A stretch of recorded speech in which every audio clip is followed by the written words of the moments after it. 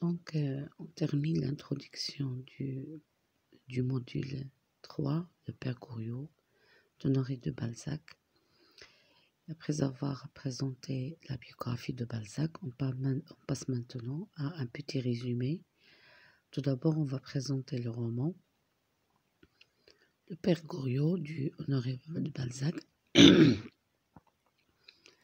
était publié la première fois dans une revue de Paris de décembre 1834 à février 1835. Après, il va être publié sous forme de volume, un seul volume, précédé d'une préface chez Werdet en 1835, puis réédité la même année avec une préface inédite. Le roman reparaît chez Charpentier en 1839, sans les préfaces et la division en parties. Enfin, le Père Goriot, revu et corrigé, entre dans la Comédie humaine en 1843. Donc là, comme vous voyez, ce sont les différentes publications et les différentes dates de publication du roman apparu la première fois dans une revue. Ça veut dire Mejla, donc il était comme en série. Après, il va être en un seul volume et après, il va réapparaître, réédité enfin dans la Comédie humaine en 1843. Alors, ce roman a connu un grand succès, surtout dans les instituts scolaires. Et le Père Goriot est devenu ce qu'on appelle l'exemple même du roman balzacien. Alors, de quoi s'agit-il dans ce roman? Alors, la caractéristique essentielle de ce roman, c'est le retour des personnages qui ont apparu dans d'autres romans et qui vont réapparaître dans ce roman, dans le Père Goriot. Ce roman contient ce qu'on appelle l'essentiel de la mythologie balzacienne, surtout au niveau de la description des passions, de différents types d'aventures, de jeunes héros, de belles femmes, du monde, des bandits, l'argent, du drame, tout cela mis en scène à travers l'histoire d'une pension sordide où se déroule l'éducation sentimentale et sociale d'un jeune homme en une roman Balzac, aventure policière et le tragique destin du héros éponyme. Alors, c'est qui un héros éponyme? Un héros éponyme, c'est un héros dont le nom est et le titre du roman. Alors, le Père Goriot, c'est un héros de ce roman et c'est en même temps le titre du roman, comme le cas de Antigone qu'on a vu dans la première année baccalauréat. Le nom d'Antigone, c'est le nom de l'héroïne et en même temps, c'est le nom de la pièce. Le roman commence donc en 1800, les événements de roman commencent en 1819 dans la pension Vauquer. Alors, la pension Vauquer, c'est le lieu principal qui se trouve au quartier latin des événements. Il est minutieusement présenté et le héros principal, c'est le jeune étudiant en droit qui s'appelle Eugène de Rastignac. Ce Eugène de Rastignac vivait dans cette pension et il a été intrigué, ça veut dire il a été attiré, ou bien son attention était, ou bien il y a d'autres pensionnaires qui habitent dans ce même cette même pension et qui ont attiré l'attention du gène de Rastignac. Il s'agit de Père Goriot et de Vautrin. Alors, c'est qui le Père Goriot? Le Père Goriot, c'est un ancien vermicilier. C'est un commerçant qui avait une grande fortune, mais qui a sacrifié sa fortune, qui a donné cette fortune à ses deux filles, Madame de Restaud et Delphine. Et après, elle est venue vivre dans cette pauvre pension.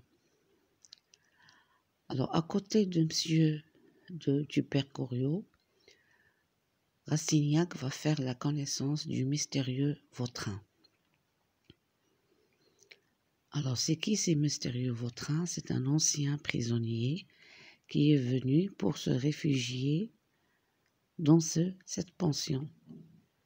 Monsieur le Père Goriot va encourager Eugène à faire la connaissance de sa fille.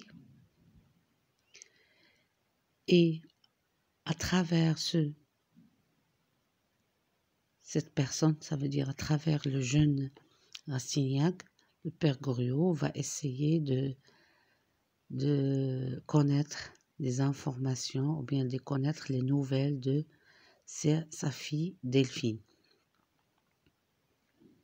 Alors que monsieur le Vautrin, bien l'autre personnage, voulait que Eugène cherche à faire la conquête de Victorine, qui est une jeune pensionnaire qui est susceptible, bien qui va hériter la fortune de son père. Alors, si on précipite les événements, il encourage Rastignac à faire un crime pour que la demoiselle Victorine hérite et que Eugène profitera de cet héritage.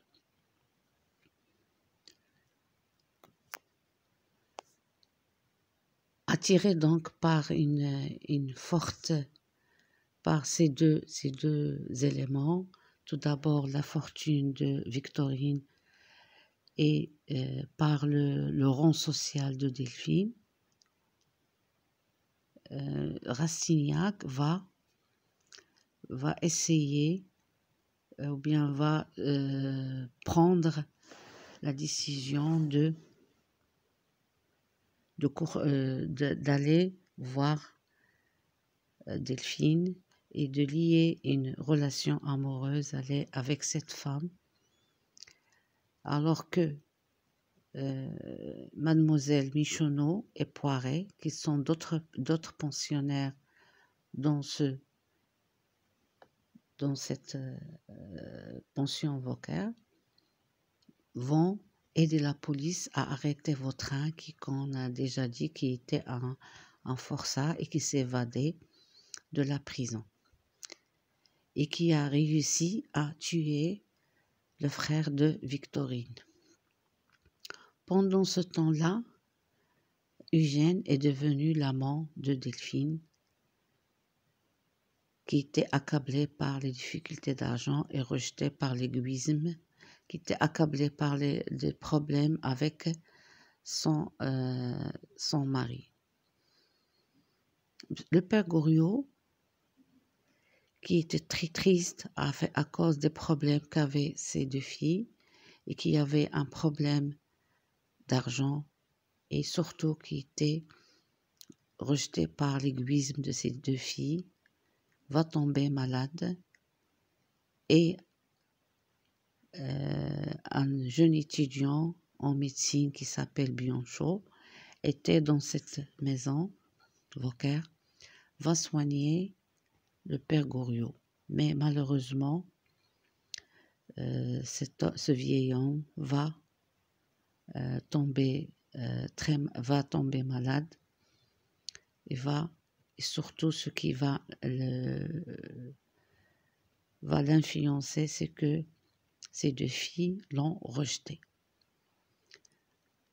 Et le roman se terminera surtout par la mort de Monsieur Dupère Goriot, qui était